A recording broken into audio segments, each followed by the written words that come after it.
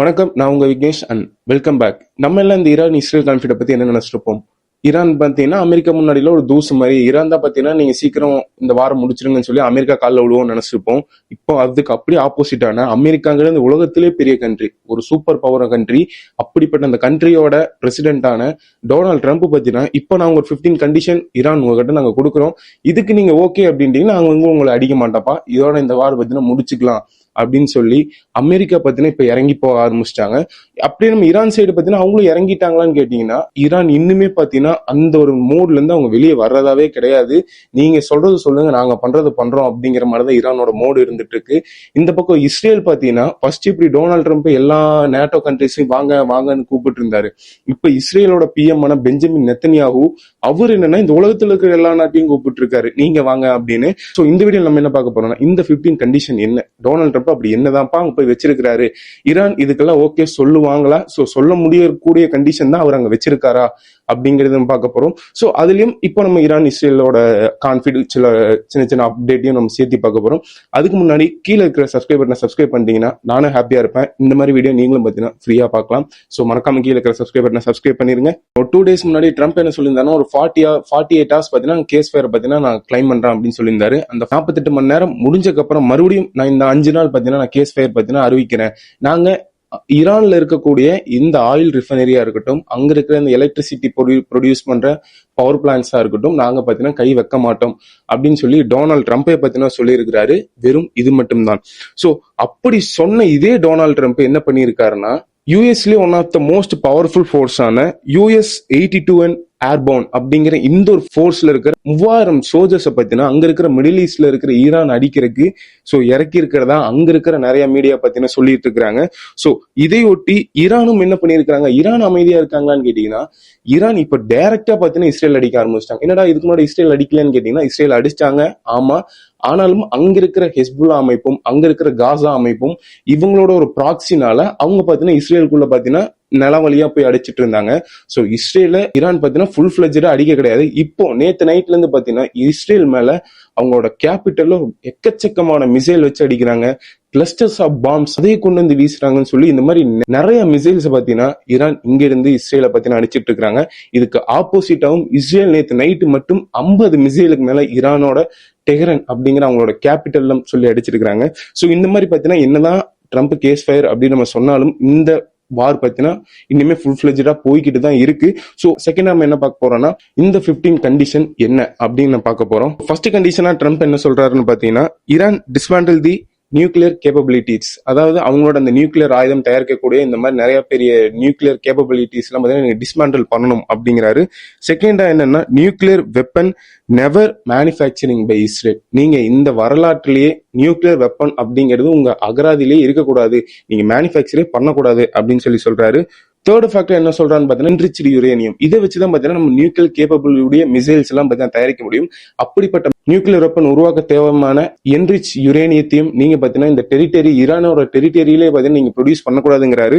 So அதுக்கப்புறம் அதை ஒட்டி ஃபோர்த் பாயிண்ட் என்ன சொல்றாருன்னா உங்ககிட்ட இருக்கிற 450 கிலோகிராம் உள்ள என்ரிச் யுரேனியத்தை நீங்க என்ன பண்ணுங்க, அதோட 60% அட்டாமிக் எனர்ஜி ஏஜென்சி கிட்ட நீங்க பாத்தீங்கன்னா ஒப்படைச்சிருங்க அப்படின்னு சொல்லி ட்ரம்ப் சொல்றாரு. ஃபிஃப்த் விஷயம் என்ன சொல்றான்னு பாத்தீங்கன்னா நடன்ஸ் இஸ்பஹான் அப்படிங்கிற இந்த 2 நியூக்ளியர் ஃபெசிலிட்டியும் பாத்தீங்கன்னா மஸ்ட் பாத்தீங்கன்னா நீங்க பாத்தீங்கன்னா டிஸ்மேண்டில் பண்ணணும், இதையும் பாத்தீங்கன்னா நீங்க டிஸ்மேண்டில் பண்ணணும் அப்படிங்கிறாரு. 6th விஷயம் என்ன சொல்றாருன்னு பாத்தீங்கன்னா IAEA United union nuclear watchdog, இவங்க என்ன பண்ணுவாங்க அப்படின்னா அங்க ஈரான்ல இருக்கிற எங்களோட எல்லா மூவ்ஸையும் அவங்க பாத்தீங்கன்னா பாப்பாங்க, அவங்க பாத்தீங்கன்னா வாட்ச் பண்ணுவாங்க.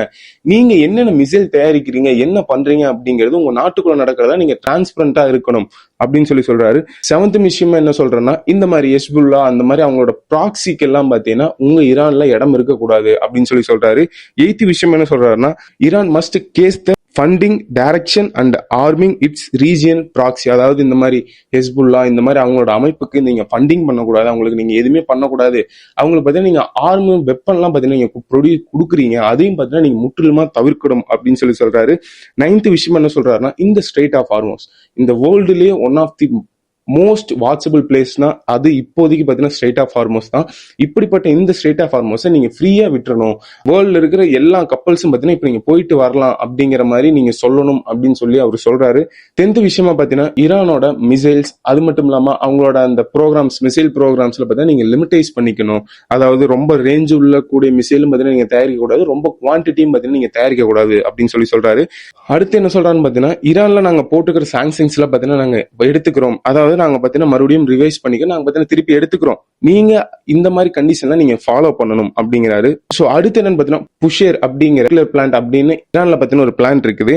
அந்த பிளான்ட்ல நீங்க பார்த்தீங்கன்னா இந்த நியூக்ளியர் வெப்பன்லாம் தயாரிக்க கூடாது, அதுக்கு பதிலாக சிவிலியன்ஸுக்கு தேவையான நியூக்ளியர் ப்ரோக்ராமா இருக்கட்டும், எலக்ட்ரிசிட்டியா இருக்கட்டும், அதை பார்த்தீங்கன்னா நீங்க ரெடி பண்ணுங்க. அதுக்கு நாங்க பார்த்தீங்கன்னா அமெரிக்கா பார்த்தீங்கன்னா அசிஸ்ட் பண்றோம், உங்களுக்கு பார்த்தீங்கன்னா ஹெல்ப் பண்றோம். ஆனா நீங்க இந்த நியூக்ளியர் வெப்பன் தயாரிக்கிறது பார்த்தீங்கன்னா கூடாது அப்படின்னு சொல்றாரு.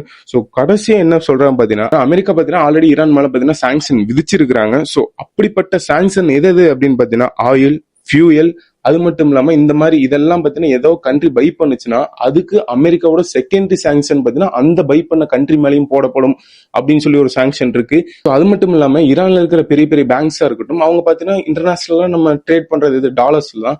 ஸோ அதுக்கும் சில குறிப்பிட்ட ரெஸ்ட்ரிக்ஷன் எல்லாம் இருக்குது, நீங்க இவ்வளவுதான் யூஸ் பண்ணுங்கிற மாதிரி ரெஸ்ட்ரிக்ஷன் பார்த்தீங்கன்னா அமெரிக்காவோட சாங்ஷன்ல இருக்குது. ஸோ அதனால அங்க இருக்கிற ரியாலோட மதிப்பு பார்த்தீங்கன்னா கம்மியாகுது. ஸோ நீங்க இதெல்லாம் பண்ணீங்கன்னா உங்களுக்கு பார்த்தீங்கன்னா நாங்க இந்த சாங்ஷனை நாங்க எடுத்துருவோம். ஸோ சப்போஸ் இது நீங்க பண்ணல அப்படின்னா இந்த சாங்ஷன் மறுபடியும் உங்க மேல விதிக்கப்படும் அப்படின்னு சொல்லி இந்த 14 to 15 கண்டிஷனை பார்த்தீங்கன்னா ட்ரம்ப் வச்சிருக்காரு. இதுக்கெல்லாம் பார்த்தீங்கன்னா ஈரான் ஒத்து போவாங்களா அப்படின்னு கேட்டீங்கன்னா எனக்கு தெரியல. ஏன்னா பார்த்தீங்கன்னா நியூக்ளியர் பார்த்தீங்கன்னா அவங்க இல்ல, ஆல்ரெடி நாங்க பார்த்தீங்கன்னா தயாரிக்கல அப்படின்னு தான் சொல்லிட்டு இருக்காங்க. ஸோ இந்த ஈரானுக்குள்ள இருக்கிற மிசைல் ரேஞ்ச் நீங்க இவ்வளவுதான் தயாரிக்கணும், அந்த ஈரானுக்குள்ள என்னென்ன ப்ரோக்ராம் நடக்குது அதெல்லாம் டிரான்ஸ்பரன்சியா இருங்க அப்படின்னு சொல்றது ஈரான் எனக்கு தெரிஞ்சு ஒத்துக்க மாட்டாங்கன்னு நினைக்கிறேன். சோ அதுக்கு ஆப்போசிட்டா ஈரானோட மிலிட்டரி ஸ்போக் பர்சன் அவர் என்ன சொல்றாரு பாத்தீங்கன்னா எங்களை மாதிரி ஒருத்தங்க உங்களை மாதிரி ஒரு ஆள் கூட என்னைக்குமே நாங்க சேர மாட்டோம் அப்படின்னு சொல்லி ட்ரம்ப் பாத்தீங்கன்னா ஒரு கிரிட்டிசைஸ் பண்ணிருக்கிறாரு. சோ அது மட்டும் இல்லாம நிறைய மீடியாஸ் இப்ப என்ன சொல்றாங்கன்னா ஈரான் சைட்ல பாத்தீங்கன்னா இந்த 15 கண்டிஷனையும் ஒத்துக்கப்பட்டுருச்சு அப்படின்னு சில பேர் சொல்றாங்க. அதுல ஈரானுக்கும் சில கண்டிஷன் எல்லாம் இருக்கு அப்படின்னு சில கண்டிஷன்ஸ் எல்லாம் சொல்றாங்க. அது என்ன கண்டிஷனா, மெயினான ஒரு கண்டிஷன் என்னன்னா இந்த ஸ்ட்ரெயிட் ஆஃப் ஹார்மோஸ் பக்கத்துல இருக்கிற இந்த அமெரிக்கன் பேசஸ் எல்லாம் பாத்தீங்கன்னா நீங்க ஷட் டவுன் பண்ணணும், ஷட் டவுன் பண்ணிட்டீங்கன்னா நாங்க இந்த கண்டிஷனுக்கு எல்லாம் ஒத்துக்கிறோம் அப்படின்னு சொல்லி ஈரான் சொன்னதா நிறைய மீடியா பாத்தீங்கன்னா கிளைம் பண்ணிட்டு இருக்காங்க. சோ ஈரானோட நிஜமாவே அப்படியான்னு பாத்தீங்கன்னா ஈரான் அப்படி கிடையாது. இப்ப பாத்தீங்கன்னா அங்க இருக்கிற இஸ்ரேல பாத்தீங்கன்னா புடிச்சு அடிச்சிட்டு இருக்காங்க. அங்க பாத்தீங்கன்னா மெயினா உள்ள பாத்தீங்கன்னா கிளஸ்டர்ஸ் ஆஃப் பாம்பு தூக்கி உள்ள போட்டுட்டு இருக்காங்க. சோ நிறைய அங்க இருக்கிற தாடு, அது மட்டும் இல்லாம அயன் டோம்ஸ், இந்த மாதிரி நிறைய விஷயம் மோஸ்ட் எக்ஸ்பென்சிவான மிலிட்டரி எக்யூப்மெண்ட்ஸ் எல்லாம் பாத்தீங்கன்னா அடிச்சு தரமட்டம் பண்ணிட்டு இருக்காங்க ஈரானு. இன்னுமே அவங்க சைடு என்ன சொல்றாங்க, நாங்க இன்னும் இது ஒத்துக்க கிடையாது, நீங்க இதே மாதிரிதான் ஆல்ரெடி எனக்கு 2 டைம் கூப்பிட்டு, ரெண்டாவது டைம் என்னன்னா எங்களோட சுப்ரீம் லீடரே நீங்க கொன்னீங்க, மறுபடியும் நீங்க இதை கூப்பிட்டு போய் மறுபடியும் எங்களை பேசுற மாதிரி பேசி மறுபடியும் நீங்க அடிக்க போறீங்க அப்படின்னு சொல்லி ஈரான் சைட்ல இருந்து சொல்றாங்க. சோ இப்படி சொன்ன ட்ரம்ப் தான் என்ன பண்ணிருக்காருன்னு பாத்தீங்கன்னா யூஎஸோட 82 ஏர்போன் அப்படிங்கிற இந்த மாதிரி ஒரு division, one of the most powerful டிவிஷனை பார்த்தீங்கன்னா இறக்கி இருக்கிறாரு. 3000 சோல்ஜர்ஸ் பார்த்தீங்கன்னா இறக்கி இருக்கிறாங்க. ஸோ இந்த சோல்ஜர்ஸ் எல்லாம் பார்த்தீங்கன்னா வேர்ல்டு வார் 1 டைம்ல இந்த ஒரு டிவிஷனை பார்த்தீங்கன்னா கொண்டு வரப்பட்டது. இது மெயினான நிறைய மேஜர் ஆப்ரேஷன் பார்த்தீங்கன்னா நிறைய ஆப்ரேஷன்ல பார்த்தீங்கன்னா தலையிட்டு இருக்கிறாங்க. ஆப்ரேஷன் அஸ்கி, டி-டே, ஆப்ரேஷன் ஆன்ப்ளோட் அப்படிங்கிற இந்த மாதிரி நிறைய ஆப்ரேஷன்ல பாத்தீங்கன்னா இந்த டிவிஷன் பாத்தீங்கன்னா இந்த மாதிரி ஆப்ரேஷன் எல்லாம் பாத்தீங்கன்னா எடுத்து பண்ணிருக்காங்க. சோ இது இந்த மாதிரி டிவிஷன்ல இருக்கிற ஒரு 3000 சோல்ஜர்ஸ் பாத்தீங்கன்னா இதே கேஸ் ஃபேர் அனௌன்ஸ் பண்ண ட்ரம்ப் பாத்தீங்கன்னா இறக்கி இருக்கிறாரு. சோ இதுல ஒரு காமெடியான விஷயம் யாருன்னு பாத்தீங்கன்னா பாகிஸ்தானோட பிரைம் மினிஸ்டர் என்ன சொல்றாருன்னு பாத்தீங்கன்னா, ஓகேப்பா நீங்க 2 பேரும் இருக்கீங்க, அமெரிக்கா இருக்கீங்க, ஈரான் இருக்கீங்க, நடுவில் ஒருத்தன் பேச்சுக்கு ஒருத்தன் வேணும் இல்ல, பஞ்சாயத்து தலைவர் மாதிரி நாங்க அதுக்கு மீடியேட்டரா இருக்கோம்னு சொல்லி ஷெபாஸ் ஷெரீப் பாத்தீங்கன்னா ஒரு நேற்று சொல்லியிருக்காரு. சோ அங்கேயே இனிமே பாத்தீங்கன்னா ஆப்கான் பாகிஸ்தான் வார் போய்கிட்டு தான் இருக்கு. சோ அதை விட்டுட்டு அவர் பாத்தீங்கன்னா இங்க பாத்தீங்கன்னா சொல்லியிருக்காரு. இது மெயினா எதை சொல்லியிருக்காங்கன்னு பாத்தீங்கன்னா, சோ இப்போ நாங்க பாத்தீங்கன்னா மீடியேட் பண்றோம், அதுக்குள்ள பாத்தீங்கன்னா இந்த வார் பாத்தீங்கன்னா சீக்கிரம் எண்ட் ஆயிரும் அப்படின்னு சொல்லி ஷெபாஸ் ஷெரீப் சொல்லியிருக்கிறாரு. அதுக்கான காரணமும் அவர் என்ன சொல்றாருன்னா, இந்த பிரெண்ட் குரூட் ஆயில் பாத்தீங்கன்னா இப்போ கிட்டத்தட்ட ஒரு $100 கிட்ட போயிருச்சு. சோ இப்போ இன்னைக்கு சடான்னு பாத்தீங்கன்னா 6% பாத்தீங்கன்னா கம்மியாகி $98 கிட்ட இருக்கு. சோ இது ஒரு ரீசனா தான் பாத்தீங்கன்னா இந்த 15 கண்டிஷனையும் ஈரான் ஏத்துக்குச்சு அப்படின்னு சொல்லி பாகிஸ்தான் சைட்ல இருந்து பாத்தீங்கன்னா சொல்லிட்டு இருக்காங்க. சோ இதெல்லாம் நம்ம ஒத்து பார்த்தோம்னா ஈரானோட கேபபிள்ங்கிறது வேற. அவங்க பாத்தீங்கன்னா அவ்வளோக்கு அமௌண்ட் பாத்தீங்கன்னா மிலிட்டரி ஸ்பெண்ட் பண்றது இல்ல. ஆனா அமெரிக்கா பாத்தீங்கன்னா அவ்வளவு அமௌண்ட் ஸ்பெண்ட் பண்றாங்க. ஆனா இன்னுமே பாத்தீங்கன்னா அமெரிக்காவோ எதிர்த்து அவங்களுக்கு பார்த்தீங்கன்னா மூஞ்சிக்கு நேரா நின்று சண்டை போட்டுட்டு இருக்காங்க. ஸோ அதுக்கும் சில விஷயங்களா பார்த்தீங்கன்னா ஈரான் சைட்ல இருந்து ஒரு ஸ்ட்ராட்டஜியா பார்த்தீங்கன்னா மூவ் பண்ணிட்டு இருக்காங்க. ஸோ அதை பத்தி நம்ம அடுத்து ஒரு வீடியோல நம்ம பேசுவோம். ஸோ இதெல்லாம் தான் பார்த்தீங்கன்னா அந்த 15 கண்டிஷன், இதெல்லாம் தான் பார்த்தீங்கன்னா மிடில் ஈஸ்ட்ல இப்போதைக்கு போயிட்டு இருக்கிற கிரைசஸ். என்னதான் அமெரிக்கா இறங்கி வந்தாலும் இப்போதைக்கு ஈரான் இறங்கி வரல அப்படிங்கறதான் ஒரு உண்மையான விஷயம். ஸோ நான் இதே மாதிரி வேற ஏதோ ஒரு அப்டேட் இருந்தால் உங்களுக்கு நான் கொண்டு வந்து அப்டேட் பண்றேன். Until then bye from Vignesh. நான் அடுத்து இதே மாதிரி ஒரு நல்ல வீடியோல உங்களை சந்திக்கிறேன். பாய்.